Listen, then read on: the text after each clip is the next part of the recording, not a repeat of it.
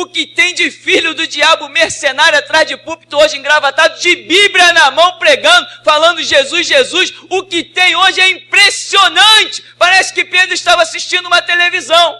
Impressionante. Inigualável essa revelação. Amém. Marcos capítulo 15 diz: ao raiar do dia, entraram em assembleia os chefes dos sacerdotes com os líderes religiosos, os mestres da lei e todo o supremo tribunal dos judeus e tomaram uma decisão.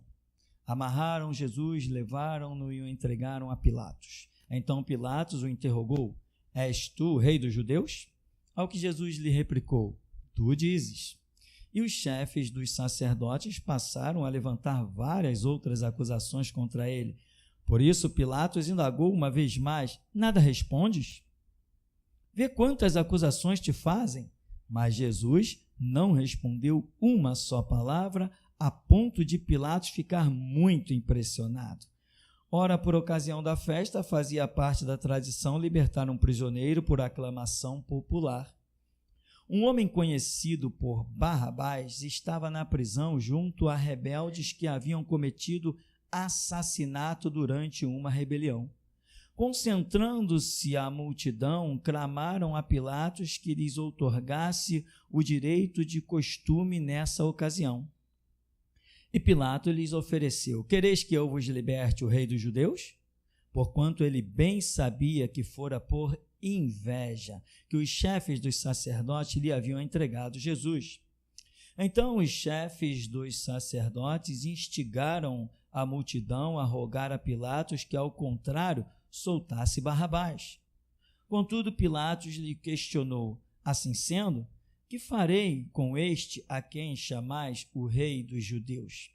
Mas eles gritavam: crucifica-o. Por quê? Que mal fez este homem? Inquiriu Pilatos. Todavia eles clamavam ainda mais decididos: crucifica-o.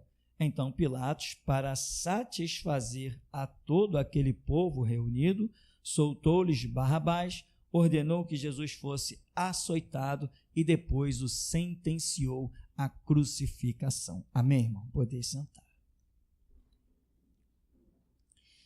Nós sabemos muito bem que depois desse episódio, o mundo dos judeus caiu num caos desclassificado. Eles disseram: crucifica. Mas eu sou inocente, disse Pilatos, eu lavo minhas mãos, sou inocente do sangue desse homem.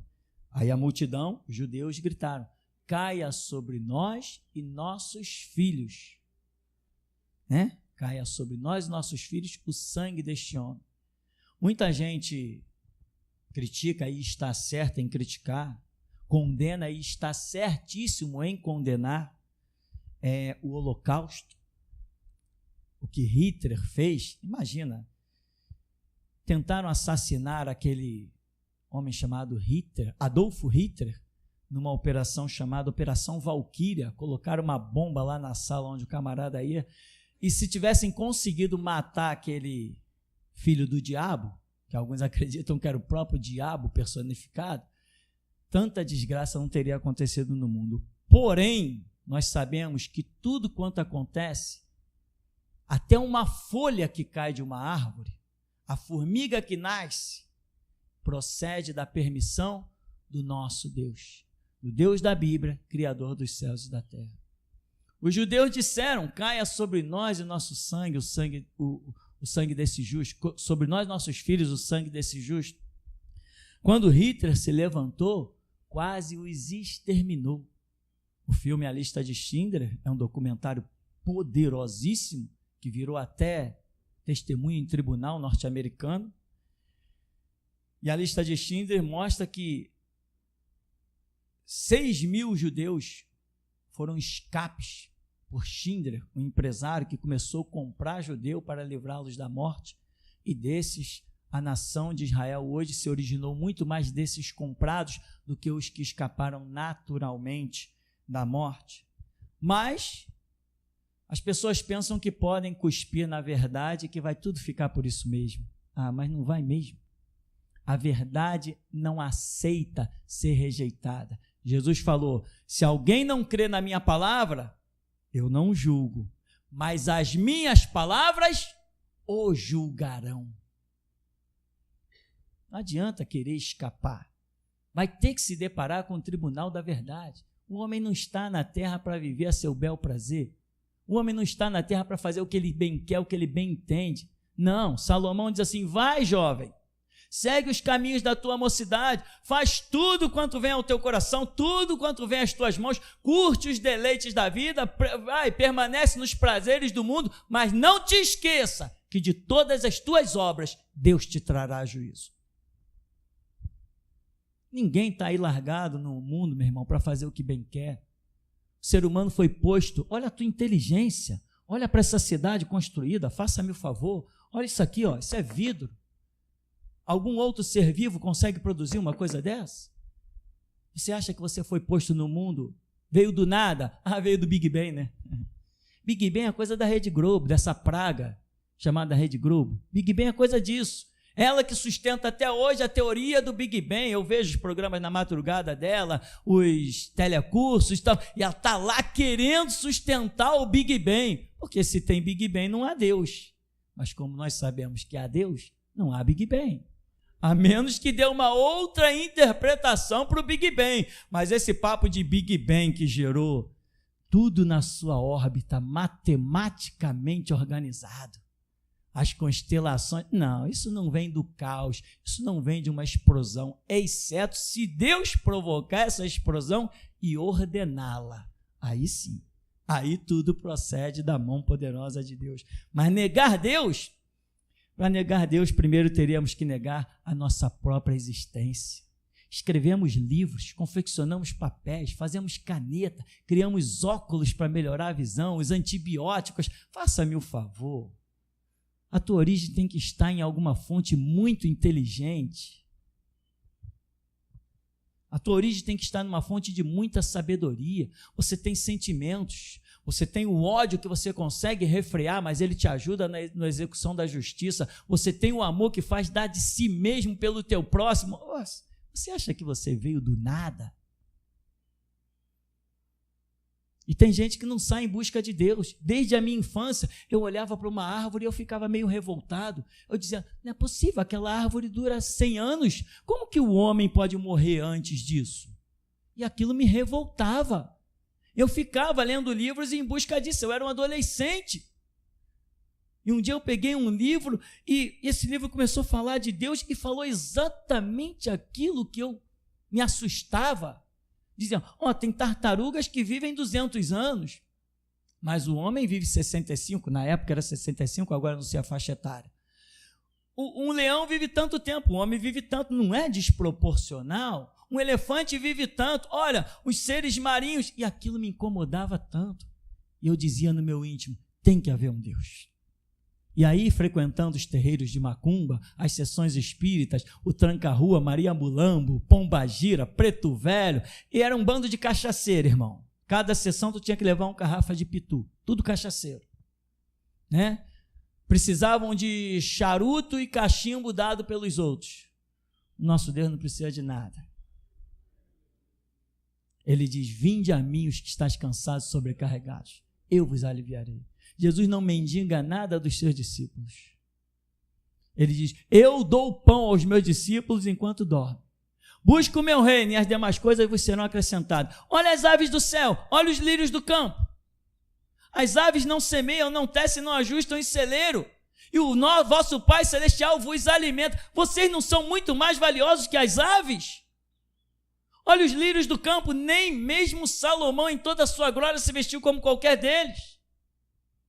E o homem estúpido, ignorante, encéfalo, só encéfalo, ainda ousa dizer e se enquadrar na palavra de Salomão que disse o nécio no seu coração, não há Deus. Por infeliz dizer que não há Deus, ele tem que primeiro se matar, dizer que ele não existe para depois dizer que não há Deus. Como que não há Deus? Se eu acabei de vê-lo nessa manhã? Como não há Deus se eu acabei de falar com ele nessa manhã? Como não há Deus se eu acabei de adorá-lo nesta manhã? Como não há Deus se ele me tocou nesta manhã, se eu ouvi o som da voz dele? Como não há Deus? Como? Como não há Deus se eu já fui às regiões celestes, já conversei com anjos, já contemplei as delícias celestiais, rios de água cristalina, mar de cristal? Como não há Deus? E é esse homem que o sistema pensa que vai parar. A filha de Sião maneia a cabeça por detrás de Senaqueribe. O meu Deus não é fábula, o meu Deus é fato. Eu o conheço e dele sou conhecido. Nosso Deus não é fábula, irmão. Nosso Deus não é fábula. Não é à toa que eu digo, não inventaram arma para me matar. E o traficante manda recado de vez em quando, eu digo, vem, pode vir, planta ali na porta, vamos ver se há Deus ou não há Deus. Aqui só se curva a cabeça para Jesus Cristo. Aqui só se curva a cabeça para Deus. Não interessa se é fardado, se está com a macaca, se está com a maconha na cabeça, não interessa. Aqui há um Deus e acabou a história. Ele não é fábula. Ninguém me contou sobre ele, ele se revelou a mim. Você acha que qualquer outra igreja sustenta essas frases? Cadê? Manda outra igreja colocar essa filosofia do evangelho lá na porta, que nem eu coloquei lá, ensinando a morrer por Cristo.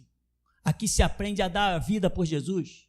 Quem está pensando na casa própria, no bom emprego, virar empresário, pode procurar isso nos templos de Satanás, da Universal, da Mundial, do R.R. Soares, do Agenor Duque, aquele filho do diabo, mancomunado com Benihim, outro servo do diabo. Eu cheguei à conclusão de que Benihim realmente se transformou num servo do diabo quando ele fez a declaração dele: o Papa é um grande homem de Deus. Ora, mas a Bíblia diz que os adoradores de imagem de escultura e aqueles que as confeccionam se tornarão iguais a elas, sem vida. Como que o Papa é um grande homem de Deus? Só se for um grande homem de Deus igual a ele, servo do diabo. Irmão, e aqui você vê todo o sistema entrar em assembleia, chefe dos sacerdotes, líderes religiosos, os mestres da lei, o Supremo Tribunal dos Judeus, e tomar uma decisão. Vamos levar esse camarada para Pilatos. Por quê? Qual era a intenção deles? Matar Jesus. Jesus disse: eu sou o caminho e sou a verdade. Qual é a intenção deles? Matar a verdade. Mas eles não podiam, porque eles estavam como escravos, cativos na sua própria terra. Não podiam matar ninguém. Mas vamos levar para Pilatos. Pilatos autoriza a morte dele. Pronto. E ainda saíram dizendo: não, nós não matamos, foi Pilatos. Claro que foram eles, porque quem colheu o preço foi eles. Quando Hitler se levantou, acho que nenhum outro povo sofreu tanto quanto os judeus em tempo de história, porque os ucranianos também sofreram. Quando Hitler invadiu a Ucrânia, ele arrebentou com a Ucrânia. Ele enterrou pessoas vivas. Ele confiscou a comida dos ucranianos e, quando eles estavam moribundos na cama de fome, tanto idosos, jovens ou crianças, os soldados de Hitler vinham e enterravam vivos os ucranianos e a terra ficava se mexendo. Cadê a ONU? A comedora de petróleo?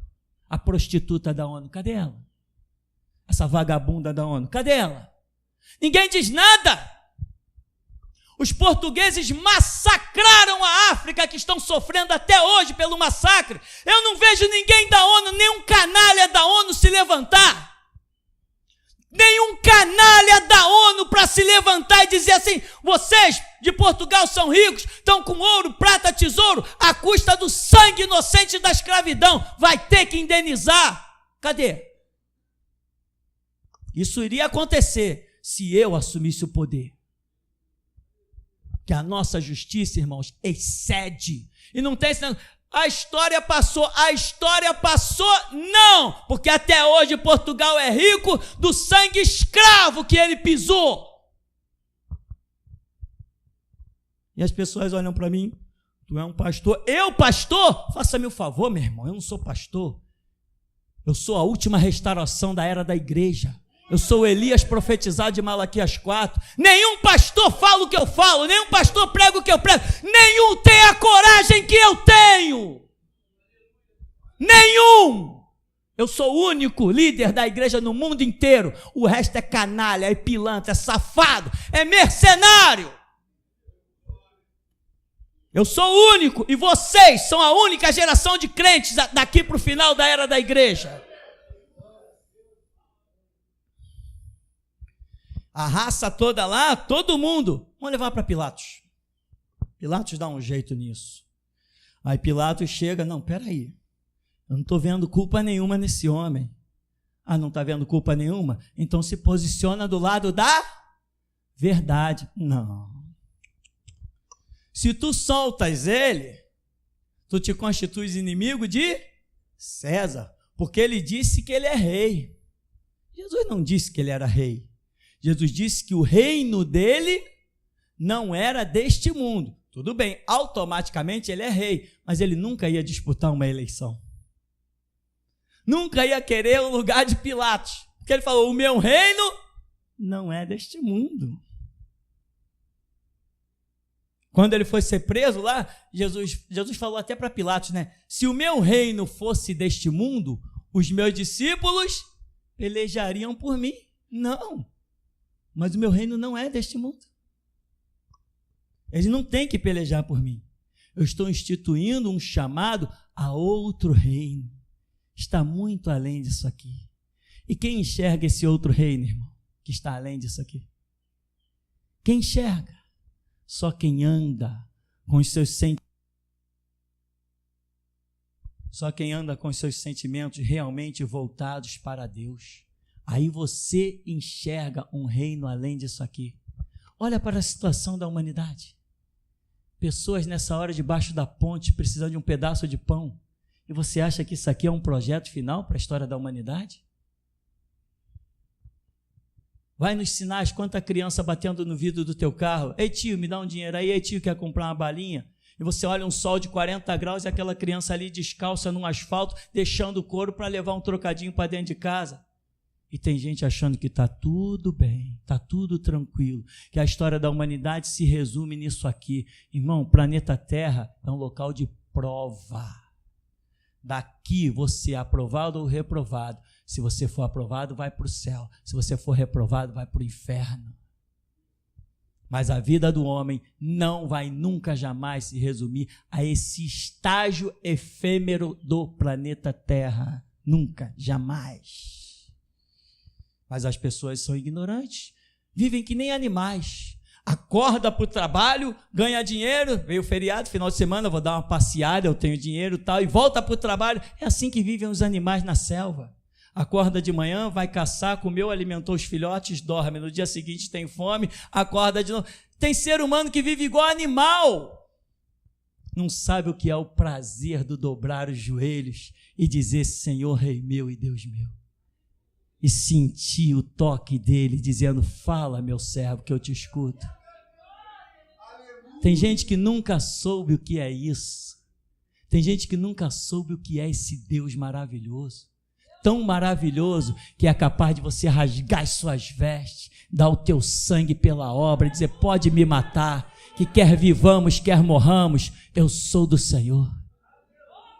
Tem gente que não sabe o que é poder adorar esse Deus. O prazer de dobrar os joelhos e dizer bendito seja o nome do Senhor.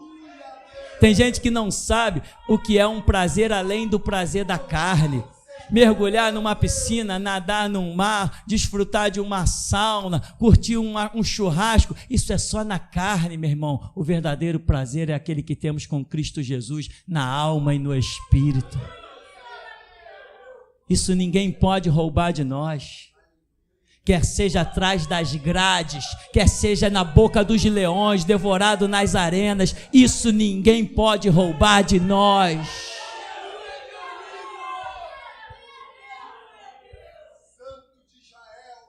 Se me matarem o meu corpo, não conseguem arrancar isso de mim.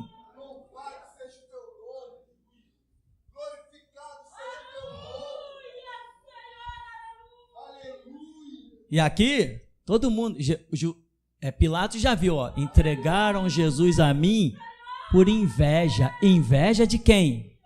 Jesus disse, eu sou a verdade. Então Jesus foi entregue porque sentiram inveja da verdade. Barrabás representava o quê? A mentira, a sedição. Aqui diz, foi preso por assassinatos, em motins, invadia a casa, estuprava. Barrabás era um horror.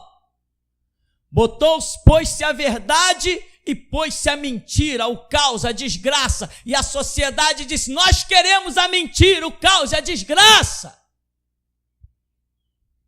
Você já reparou que o mal no mundo cresce assustadoramente? Porque essa é a escolha da sociedade. Eles escolheram o mal, a malignidade. Porque a verdade, meu irmão, te incomoda quando você não quer ela. Jesus andando pelas ruas de Jerusalém, dizendo, bem-aventurados humildes. Isso era uma espada cravada no coração daquela raça. Bem-aventurados os pacificadores, porque deles é o reino dos céus. Que isso? Ninguém aguentava isso. Jesus contando parábola, olha, um homem enviou seu filho para pegar o fruto da vinha, e os lavradores mataram o filho do dono da vinha. Os judeus disseram, mestre, o senhor está nos ofendendo. Jesus falou, vocês também são uma raça de víboras. Olharam para a verdade personificada, a glória de Deus na terra, o unigênito do Todo-Poderoso, e disseram que você tem demônio. É assim que as pessoas tratam a mentira por verdade e a verdade por mentira. Eles invertem, o mundo inverte. Quem vocês querem que eu vos solte? Pilatos pensou assim, não é possível. Ninguém vai querer um homicida, ninguém vai querer um estuprador, ninguém vai querer um assassino, mas quer ou não quer? Quer. Nós fizemos uma passeata contra a pedofilia, contra estupro. O que saiu na internet? Nós somos os xenófobos. Por quê? Porque eles querem que a pedofilia permaneça, o estupro permaneça, que homens barbados, descaradas, sem vergonhas, canalhas, continuem a estuprar menina de 9, 10, 11, 12 anos. Cárcere privado, uma menina dada pela sua família para casar com um muçulmano ou um islamita, isso não é casamento, meu irmão, isso é sequestro. Isso é sequestro. Como que uma menina de 9, 10, 11 anos está escolhendo alguma coisa? Ela está sendo sequestrada, sua vida está sendo toda destruída. Depois, quando não serve mais, no conceito deles, né? Aí larga, devolve para os pais. E esses horrores todos que a Rede Globo diz, não, o Islã é paz. Que Jeová me deu uma espada, que eles vão ver se o Islã é paz. Paz eu só conheço uma, irmão, a que vai dentro de nós. Por fora não tem essa de paz, não. Nós não estamos aqui para paz, não, nós estamos aqui para guerra. O mundo jaz no maligno. Jesus Cristo disse, eu edifico a minha igreja contra as portas do inferno. Isso é guerra. Mas ele disse, eu deixo-vos a paz. A minha paz vos dou, mas não vou lá dou como o mundo a dá. Então os judeus acharam que Pilatos achou o quê? Não, eles não vão pedir um estuprador, não vão pedir um assassino. Chamou lá o seu filho, vem cá, não é costume na festa soltar um homem? Mestre, nós temos alguns aí. Não, me traz o pior. Qual é o pior? Porque Pilatos intentou soltar Cristo. Me traz o pior. Não, o pior é Barrabás. Então me traz Barrabás. Não é possível, ninguém vai escolher Barrabás. Quem quereis que vos solte? Não, solta Barrabás. Pilatos, Barrabás? Não, peraí, vocês não entenderam. Vocês querem que eu vos solte Jesus, o chamado Cristo, o justo, em quem eu examinei e não vi nele culpa alguma, ou vocês querem Barrabás? Queremos Barrabás. Pilatos ficou confuso. O que farei então com Cristo? Pensou ele. Bom, pelo menos, já que eles querem Barrabás, também vão pedir para soltar Jesus. Porque a sentença já era clara. Era soltar um e matar o outro. Mas Pilatos insiste na pergunta que não poderia insistir. Ele, não, peraí, então já que vocês querem Barrabás, o que eu faço com Jesus? Crucifica-o. Não, mas eu estou inocente do sangue. Caia sobre nós nossos filhos. Já falei, sou terminantemente contra o holocausto. E se eu fosse um soldado naquela época, eu teria tentado matar Hitler. Mas, cá entre nós, eu também não posso cuspir na justiça. Então eu tenho que dizer, bem feito. A justiça tem que ser feita. Cuspiu na justiça, tem que levar escárnio na cara. Justiça é o que equilibra o mundo. Se nós não acreditássemos que no final de toda a história da humanidade fosse declarada a justiça, nós não tínhamos nenhuma razão para viver mais. A justiça é tudo que nós temos. E justiça é o que nós não vamos ver nesse mundo. Jesus falou, vós sois os meus mártires. Vocês são as minhas testemunhas. O que é uma testemunha? Para que se precisa testemunha? Para que quando tiver o tribunal montado, lá está o juiz, lá está o acusador, não é? Lá está o advogado, que o advogado é Cristo, diz a Escritura, mas ele vai convocar as testemunhas, para que a sua condenação fique bem clara com relação aos réus. E ele diz que nós, a sua igreja, somos as suas testemunhas. Quando Jesus estiver julgando cada um, cada profano, cada canalha, cada safado, cada ordinário, cada malfeitor, cada um de nós, ele vai chamar também para servir de testemunha. E às vezes não vai chamar nem a nossa presença, vai apresentar só o nosso sangue. Você está condenado, mas aqui é o sangue dos meus mártires. Porque a Bíblia diz que Noé condenou o mundo que ele vivia. Porque Noé achou graça diante de Deus, seguiu a palavra de Deus. Então Noé foi o testemunha de Deus para a condenação de todo mundo e Deus mandar vir o dilúvio. Assim será, todos os dias será assim. Até que toda a história da humanidade se consume. Diga-se por passagem, o homem pensa que vai viver sobre a terra a vida inteira. Não vai. O homem tem para viver sobre a terra mais 1040 anos e a raça humana será extinta de sobre a terra. Nós sabemos, porque nós conhecemos Bíblia. Conhecemos mais do que qualquer outro no mundo. E cá entre nós, olhem para mim, eu pareço louco, não pareço? Quando se fala certas verdades, todo mundo acha que você é louco.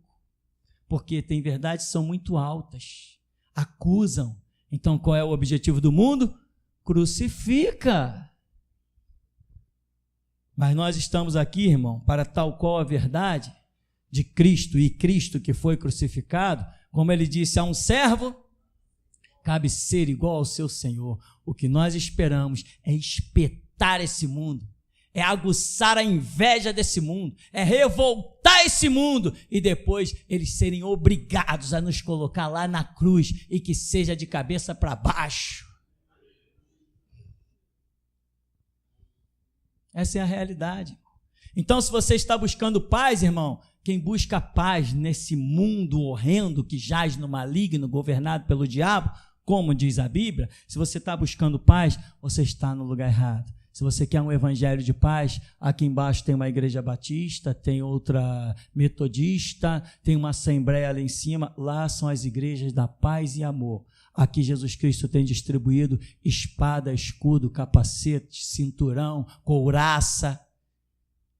Quem vai para a paz não precisa de armadura. Amém? A armadura é para quem vai para a guerra.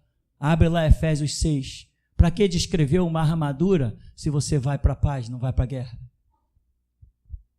E a palavra do Senhor é o quê? Espada afiada de 2 gumes. Se essa palavra é espada, significa que essa palavra é um utensílio de guerra. Quando chegar a nossa hora, irmão, nós iremos como a nosso respeito está escrito. Mas enquanto não chegar a nossa hora, nós vamos incendiar o mundo. Isso é crime, é claro, eu sou criminoso. Isso é marginalidade. É claro, eu sou marginal. Eu sou um marginal. Não perante a lei de Deus, mas perante a lei dessa raça que está sendo feita no Congresso Nacional, eu sou um marginal. Ah, isso é homofobia, então eu sou homofóbico. Isso é xenofobia, então eu sou xenófobo. Não me interessa que nome vão me dar, interessa que eu sou o que sou e sirvo a quem sirvo. Acabou-se a história. Olha aí, olha o que está escrito aí. O Senhor é o nosso rei, o Senhor é o nosso legislador. É Ele que nos salva. Vai negar isso? Olha o que está escrito ali. O que Deus nos revelou ali? Bíblia sim, Constituição não. Você tem vestido essas camisas aí? Isso aí, meu irmão, Bíblia sim, Constituição não, é uma bandeira que estremece o mundo inteiro. Mas dentro de mais 40 anos, nós hastearemos ela em solo mundial. Dentro de um pouco mais de 40 anos, hastearemos esta bandeira em solo mundial, porque Jesus Cristo vem e vai pisar no Monte das Oliveiras. E não vem mais como o Cordeiro de Deus que tira o pecado do mundo, ele agora vem como leão da tribo de Judá para reinar, pisar.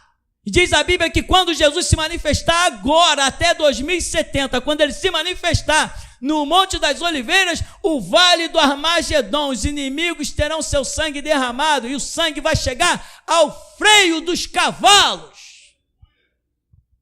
E será necessário 7 anos para enterrar todos os mortos. Pastor, isso não parece uma fábula? Parece. Disseram que a minha vida também era uma fábula. Disseram muitas coisas a meu respeito. E hoje ninguém mais consegue falar de evangelho no planeta Terra sem lembrar do meu nome. Tem muitas fábulas por aí. Ninguém consegue mais lembrar de evangelho, de Bíblia, sem lembrar do nome Geração Jesus Cristo. Ninguém mais consegue. Nem saímos do alto desse morro aqui onde Deus nos colocou. E as pessoas dizem, pastor, não pode abrir uma igreja lá no asfalto, rua fácil, onde passa ônibus? Eu digo, podemos sim abrir na Zona Sul, até no Leblon. É só Jesus mandar que a gente vai. Mas se Ele não mandar, é aqui que vamos ficar, porque foi para cá que Ele nos mandou. E hoje temos incendiado o mundo inteiro, com a verdade, com a justiça. Temos incendiado o mundo inteiro. E sequer arredamos o pé desse morro. Não é a questão do lugar, a questão é a direção, a obediência que temos. Esse mundo, meu irmão, não tem justiça, não tem verdade. A sociedade não quer a justiça, a sociedade vai o tempo todo pedir Barrabás. A santidade, a verdade vai incomodar sempre. As pessoas vão dizer sempre para o cristão lá no colégio, na faculdade, esse cara aí é o certinho. Todo mundo já não ouviu isso? Ele é o certinho, por quê? Porque não se corrompe, não anda na prostituição, não engana, não espreita o sangue inocente, não ludibria ninguém, não passa cheque sem fundo, não é um canalha, ele é o certinho. A verdade, a justiça, a integridade incomoda. Incomoda e muito. Esses dias me perguntaram, você acredita no sistema judiciário? Eu falei assim, qual juiz? O que furtou os carros do Ike Batista? Ou os que estão com aposentadoria compulsória e desfrutando por problemas psicológicos? Mas quando tu vai ver, o cara está andando de jet ski, está andando de Ferrari, não tem problema psicológico. Com aposentadoria integral, qual sistema judiciário você quer que eu acredite? Eu tive um caso agora, lembra quando o delegado lá deu aquela cabeçada lá no 5º juizado? Saiu dando tiro lá, lembra? Um advogado me mostrou, eu falei, pô, isso aqui é o quê? É dinheiro só? O que gira em torno disso aqui é dinheiro? Ele falou, só dinheiro, o cara vai ter que indenizar. Eu falei, não quero dinheiro de ninguém não. Pode dar desistência a essa causa.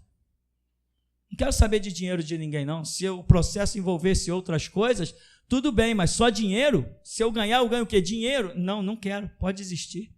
Ele falou, não, mas eu falei, não quero saber de dinheiro de ninguém, eu não preciso de dinheiro de ninguém, pode cancelar.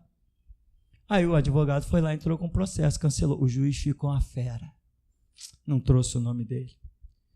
O juiz ficou uma fera e disse que como eu estava desistindo da causa, é porque eu estava agindo de má fé. Então, apesar de ter lá as filmagens do 5º juizado, o cara dando cabeçada, o cara que nem louco, possesso, dando tiro para cima dos outros, ele me condenou a mim. Dá para acreditar? Ele condenou a mim, que eu é que ia ter que indenizar o cara, porque se eu desistir do processo, então eu estava agindo de má fé. As pessoas dizem, você acredita no sistema judiciário? Não quer esse filho de cadela? Isso não é um juiz, isso não é um magistrado, isso é filho de uma cadela. Não tem sentido. Eu posso desistir da causa que eu quiser, é direito meu. Eu não quero dinheiro de ninguém. E acabou a história. Eu não estou aqui brigando por dinheiro nessa sociedade. Se houver um caso com mídia, esses jornais maliciosos, essas televisões, aí é diferente. Entra com processo e se der para pegar milhões deles, pega. É mídia. Agora, uma pessoa, eu vou entrar em processo contra uma pessoa, para a pessoa ter que me pagar, é ruim. E diga-se de passagem também, é ruim. Podem me condenar o que quiser, eu não pago nem um centavo. Se quiserem, vão ter que me prender ou me matar, mas pagar eu não pago. Ah, o juiz determinou, ele que limpe a bunda com o papel que ele escreveu, pô. Eu me curvo a juiz manda na minha vida, juiz manda na minha casa. Faça-me o favor. Desde quando eu obedeço a juiz? Meu pai já morreu. Faça-me o favor. Desde quando o sistema judiciário faz parte da minha vida? Desde quando? Então, meu irmão, esse é o sistema que nós vivemos. Um sistema falido, um sistema sem sentido. Um juiz dá uma sentença de um jeito, você espera mudar o plantão, entra com a mesma causa na mão de outro juiz, ele dá a sentença de outro jeito. O sistema é uma pornografia, o sistema judiciário é uma bandalheira, os juízes são tudo mancomunados na maçonaria. Uma raça de troca de favores discriminado, indiscriminado. Uma troca de favores horrendos. O que é que o mundo quer? O mundo não quer santidade, meu irmão. Você acha que um juiz quer aceitar a palavra do Evangelho, essa palavra gloriosa de verdade? Isso incomoda eles. Lá no Congresso Nacional tem os pseudos evangélicos que são amigos dos políticos. Irmão, evangélico que se diz que é amigo do político, não vou nem falar dos que se candidataram, que esses aí são mesmo servos do diabo indiscriminadamente. Evangélico que se diz amigo de político, é a mesma coisa dizer que é amigo do diabo. Alguém me encheu o saco outros dias. Ah, e os políticos e a bancada evangélica? Eu falei, meu amigo, político bom é político morto. Faça-me o favor. Quem mais são os ladrões da nação? Quem acabou de assassinar agora milhares nas filas dos hospitais? Fui eu? Foi você? Foram os traficantes. Quem acabou de assassinar milhares agora, esse ano e ano passado, nas filas dos hospitais, foram essa raça maldita dos políticos. Quem eles querem? Que solte Jesus ou Barrabás? Quem eles vão pedir para soltar? Jesus? O justo? Eles querem Barrabás, que compactua com eles, com a sedição deles, com a pornografia deles. É isso que eles querem. E você, meu irmão, o que você veio ver no deserto? Uma cana agitada pelo vento? O que você veio ouvir nessa manhã aqui, irmão? Veio cantar glória, glória, aleluia? Veio? Se você quiser ouvir a verdade, só existe uma porta para você ouvi-la. É aqui. Só uma. Se quer ouvir a mentira, meu irmão, tem milhões de lugares por aí. Mas verdade, só aqui. E homem para falar a verdade, só aqui. Se alguém aparecer, tu vai morrer, eu vou dizer, eu quero ver, aperta o gatilho. Puxa o gatilho. Só vou acreditar na minha morte depois de eu me ver morto.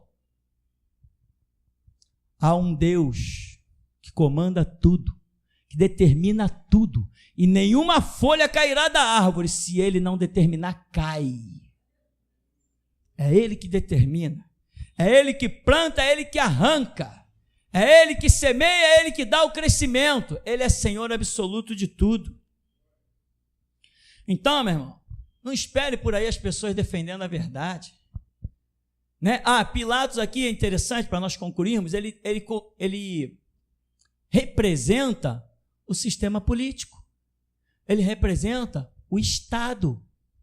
Pilatos detectou a verdade, mas seguir a verdade comprometia a carreira dele. Alguém falou, não, mas se você soltar esse homem, porque viram que ele queria soltar, se você soltar esse homem, tu vai ser inimigo de César, porque ele se disse rei. Pilatos, mas tu és rei? Jesus falou, tu dizes. Pilatos viu a posição dele comprometida. Um líder de Estado viu a posição dele comprometida. Ele viu a verdade, ele reconheceu a verdade, mas porque a posição dele foi comprometida, ele abandonou a verdade e ficou com a mentira. E você está querendo ser reconhecido pelo sistema? Você está querendo que algum líder do Estado das Forças Maior venha em tua defesa? Você está querendo que um governador reconheça a verdade da sua vida? Você está querendo que um prefeito te apoie nas verdades que você fala, naquilo que você vive? Está querendo? Se está querendo, meu irmão, você está na igreja errada. Nós não temos essa visão. No final de tudo, quem tem que ser crucificada é a verdade. Mas ao terceiro dia, quando o Apocalipse acontecer, vai ser dito o quê? O que vai ser dito? Eu sou o que foi morto, mas eis que vivo para todo sempre. Quem foi morto? A verdade. E quem vive para todo sempre? A verdade. A verdade nunca é morta, ela fica só parada um tempinho, esperando a hora de julgar todas as coisas. Aí Jesus falou, eu tenho as chaves da morte e da vida. Eu abro, ninguém fecha. Eu sou a raiz e a geração de Davi, a resplandecente estrela da manhã. E todo aquele que eu digo, vem, vem. E quem quiser, venha e tome de graça da água da vida. Então, meu irmão, não espere que haja alguém da nação, do Estado. Tem umas ilusões. Esse outro dia tem alguns anos, uma mulher conhecida me viu na rua, estava desfilando com um político, falou, vem cá, vamos ali que eu vou te apresentar um político. Gente boa para tu dar um aperto de mão para eu. Falei, não, me livra disso. Eu apertar a mão de um político? Não faça isso, nem me apresenta. Irmão, só em apertar a mão de um político está arriscado de se manchar para o resto da tua vida. Irmão, tem muitas poucas coisas das quais eu tenho ódio, mas dentre elas está classificado os políticos. Eu odeio político. Eu tenho nojo de político. Eu vomito, se eu falar muito de política, eu vomito. Eu odeio essa raça de assassinos com colarinho branco. Os maiores assassinos da nação são os políticos e os juízes. São os maiores assassinos. Nos Estados Unidos tem gente que chegou ao juizado, o camarada era promotor, para ele poder condenar alguém e ser promovido, porque nunca vi isso, um sistema que você é promovido por condenações. Faça-me o favor, raça de filhos do diabo. O camarada, para ser promovido, ele precisava de condenação. Ele, sendo promotor, ele omitiu as provas que inocentava o homem e condenou o homem a 40 anos de cadeia, só para o desgraçado ser promovido. E tem alguém que chega, o que você acha do sistema judiciário? Eu acho que se eu tivesse uma metralhadora, eu botava eles em fila. Aleluia. Raça maldita, desgraçados. Isso que são os juízes dessa terra, todos eles. Raça de malditos. Olha o governador que está na cadeia, vê se ele quer ouvir uma verdade. O homem que desviou só ele, a pessoa dele, 114 milhões de reais. Mas eu já fiz vídeo e vou fazer outros, onde eu falo para os filhos deles, está lá na internet. Vocês aí, filhinhos do Sérgio Cabral, fiquem sabendo que no futuro, de todo conforto que vocês desfrutarem, é roubo do pai de vocês, mão manchada de sangue, é dinheiro de sangue. Tem mais alguém para falar o que eu falo? Quer vivamos, quer morramos, somos do Senhor, mas a verdade não vai ficar entalada na nossa garganta. Não vai. Esse é o meu compromisso com Cristo, esse é o meu compromisso com a verdade. Até aqui nos tem ajudado o Senhor. Amém. A paz para todos.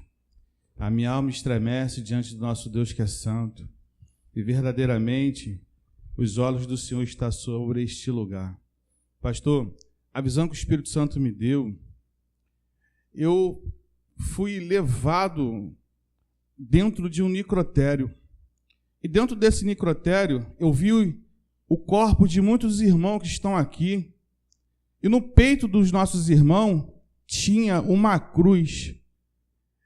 E um desses nossos irmãos, eu não sei de que maneira, falou comigo: fique firme. Logo em seguida, os anjos do céu falavam, eles já chegaram, de tamanha era a expectativa, aguardando os nossos irmãos chegar no trono de glória. E quando os irmãos chegavam nos portões celestiais, houve uma grande festa, mas uma festa enorme ao receber os nossos irmãos que ali entraram. Amém.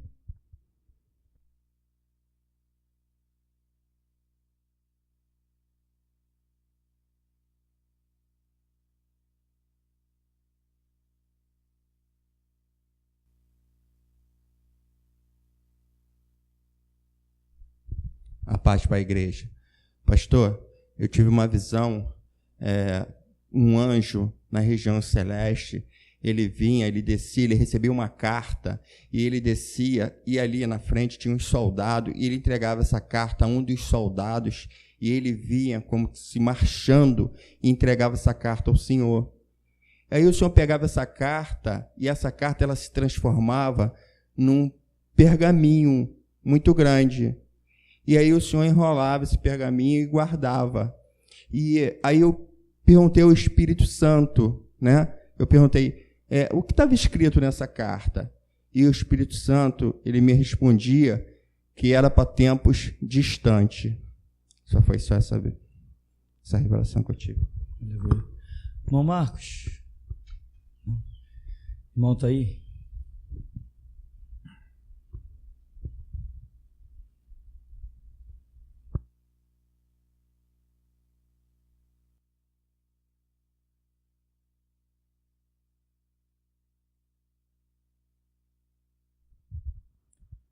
Paz, irmãos. Louvado seja o nosso Deus que é santo e grandioso. Amém? Mestre, no começo das orações, eu vi uma grande águia. E essa águia, ela se posicionava em cima do globo terrestre, colocava esse globo diante das suas garras e direcionava para próximo ao sol. E essa visão cessava.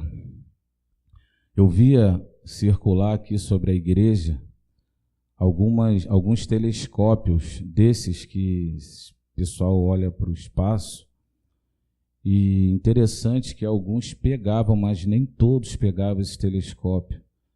E Deus me observava, o irmão Rafael e o irmão Afonso, o irmão Rafael Felipe, que os olhos deles tinham, nas duas vistas, tinham um telescópio muito grande na vista do irmão Rafael Felipe e do irmão Afonso. Amém. Eu via chegar na porta da igreja, mestre, uma serpente muito grande, e essa serpente, ela tinha cara de dragão, e eu via quando ela tentou lançar chamas aqui para dentro, desse púlpito saiu um jato de água. Eu observava que os irmãos que estavam na direção da porta, até os irmãos eram atingidos por esse jato de água. Esse jato ia direto na boca dessa serpente e apagava ali aquele fogo. Depois eu vi uma ursa muito grande também vindo desse lado de cá, Quando ela chegou ali próximo à porta, ela se levantou. E quando ela se levantou, mestre, eu vi quando os dentes delas presas caíram. E ela começou a afinar, e se tornou uma ursa muito, muito magra e acabou morrendo. Depois eu tive uma outra visão, nesse mesmo contexto, eu vi um bode muito grande, mestre. E esse bode ele era muito grande. Ele também chegou na porta da igreja. E esse bode se levantou, mas quando ele se levantou, saiu desse púlpito um grande leão. E esse leão tinha aquelas presas, aquelas garras douradas. Eu vi quando um guerreiro que estava na porta, ele cortou esse bode pela cintura, mas o corpo dele tornou de volta para o lugar.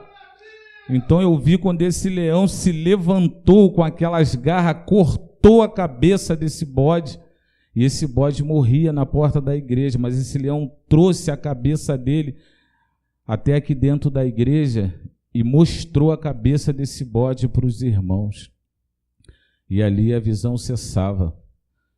Durante a palavra, eu vi o tempo todo o Senhor pregar com um grande martelo na mão esquerda. Deus também me deu uma visão, pessoal, onde eu vi no céu um grande trono, e um que semelhante a homem estava sentado nesse trono. E esse homem também tinha uma coroa. E ele tinha uma espada, ele apontava essa espada para a terra e saíam várias letras. Só que essas letras eram letras sujas. Esse trono era um trono preto. E eu via, mestre, vários artistas, vários juízes recebendo essas letras desse homem que estava sentado nesse trono e seguiam piamente aquilo que esse homem mandava. E ali a visão cessava.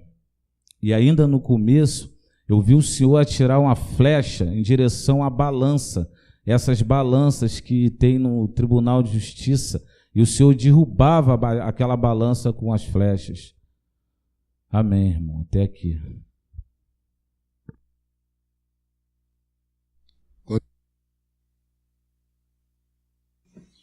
Quando estávamos louvando, o louvor debaixo do altar, Deus me deu uma visão e eu vi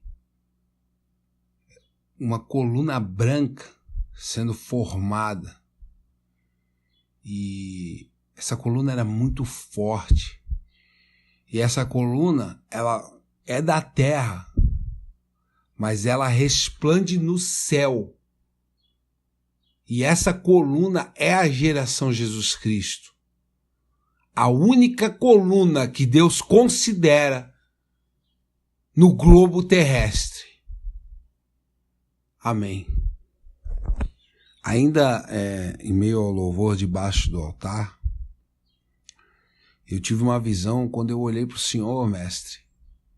Eu vi duas grandes asas. Mas muito grandes essas asas eram. E elas vinham de trás das costas do Senhor, elas nasciam, mas elas eram asas enormes, muito grandes. E o Senhor ficou com essas asas. Amém. Eu tive uma visão onde eu não consegui ver as pessoas, mas eu vi duas pessoas em trevas, sentadas no meio da congregação, e elas tinham 2 punhais na mão, 2 punhais pequenos, e elas vinham com esses punhais, totalmente em trevas essas pessoas estavam, e elas vinham com esse punhal. Essa visão eu tive antes da pregação, bem antes da pregação, e elas vinham com esse punhal em direção ao púlpito. E iam com esse punhal bem devagar, com uma sutileza fora do comum, em direção ao púlpito, tentando ferir esse punhal, com esse punhal o púlpito. Mas isso, assim diz o Senhor, isso é impossível. Isso é impossível. Amém. Eu vi uma escada que levava para baixo. E Deus me mostrou na visão que pessoas tinham que descer por essa escada. Porque existem pessoas que estão em locais altos que Deus não colocou. E o único caminho para continuarem na estrada de Deus será, você tem que descer. É necessário descer. Amém. Eu tive uma visão onde eu vi um novo caminho sendo feito e esse caminho levava para o alto. E o sentimento que eu tive, entendimento que eu tive, é que esse caminho é para o povo que está andando na conformidade da palavra da geração Jesus Cristo. Amém. Quando a irmã Eliane louvava, esse louvor final, eu vi o teto se rasgar e em meio a nuvens, uma mão enorme desceu com uma espada e ela apontava para a congregação. Amém.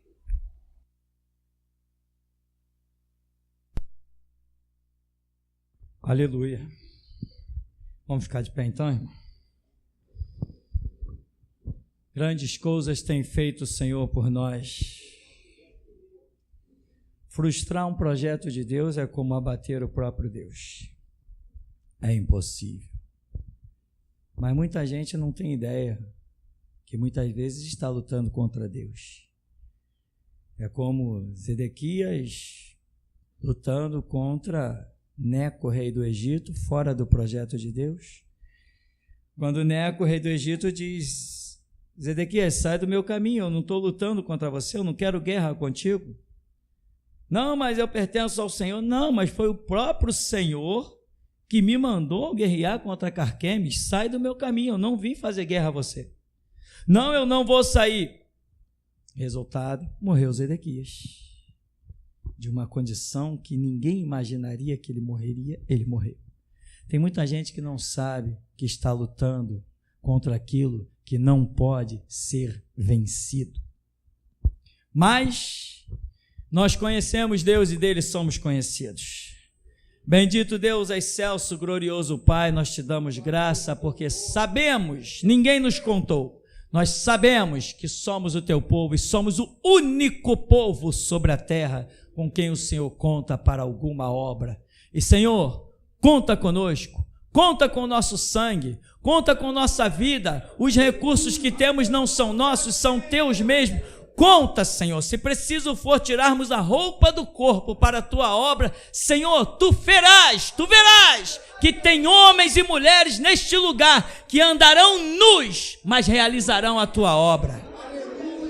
Tu sabes que aqui tu os tens, Deus, e em nenhum outro lugar tu os tens. Por isso, dá-nos graça, porção dobrada, para a glória e honra do teu santo nome, pois nós sabemos que somos os teus únicos guerreiros. Jesus!